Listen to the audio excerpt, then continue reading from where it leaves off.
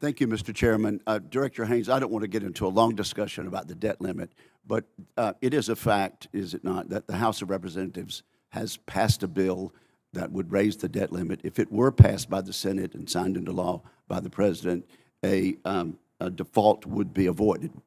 That is correct, is it not? Sir, I will confess that I am not tracking the puts and takes of this, but I absolutely, I'm sure you're right. Well, I think I am right, and I just wanted to point that out. The House has done its work, and the Senate now needs to pass a bill and get it to the President's desk. But let me ask you this, Director Haines.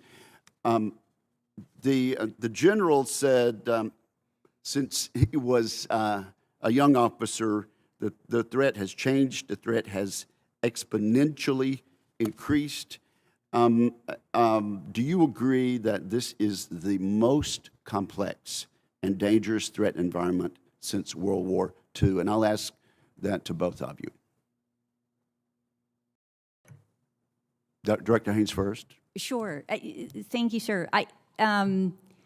I feel as if you always feel as if the time that you're in is the most complex and most challenging. I do feel that way, but I am a little bit conscious of the sort of cognitive bias that's associated with that. But I think it is, as our annual threat assessment. Well, this is a very complex and dangerous threat environment, is it not? General, is this the most complex and dangerous threat environment since World War II? Senator, I believe it is. When you consider the advances in technology, the precision of weapons, the globalization, information, the rise of China, along with what Russia has been up to, and then you consider dangerous regional actors like Iran, North Korea, and the continued threat of violent extremist organizations, it seems like the most complex. And do you then agree, General, that the authorization bill and the appropriation bills that Congress passes this year should represent acting accordingly to address this greatest threat? Senator, there is a threat there. I support the President's budget, and I'll just leave it there. Okay, I think that answer speaks loudly.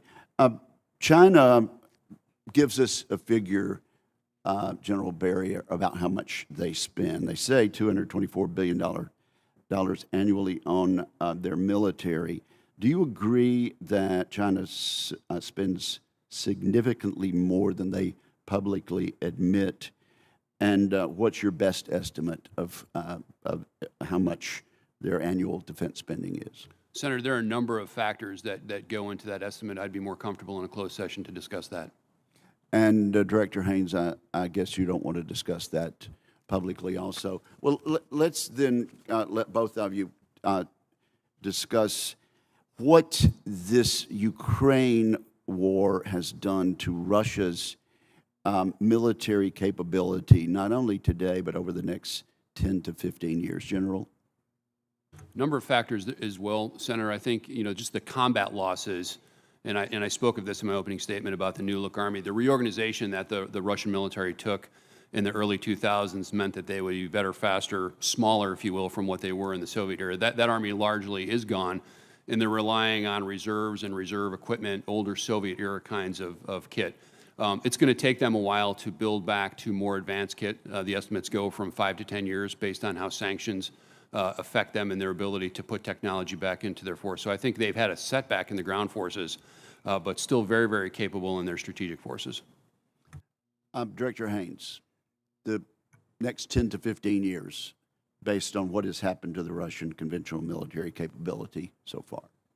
Yeah, I mean, I absolutely agree with General Barrier. There's no question, and I think unanimity in the intelligence community, it will take years for the Russians to build back up their ground forces. They've really significantly degraded them, but they nevertheless have, as indicated, strategic force, other forces, and that doesn't mean that they're not a powerful military force.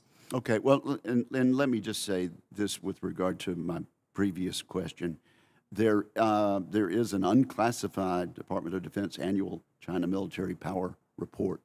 That's not secret. It doesn't need to be said down in the skiff. It states that China's, quote, actual military-related spending is likely significantly higher than what it states in its official budget, unquote. You don't disagree with that, Director Haines, do you?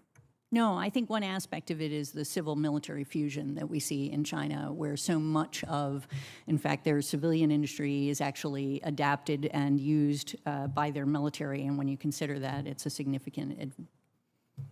Thank you. Thank you very much. Thank you, Senator Wicker.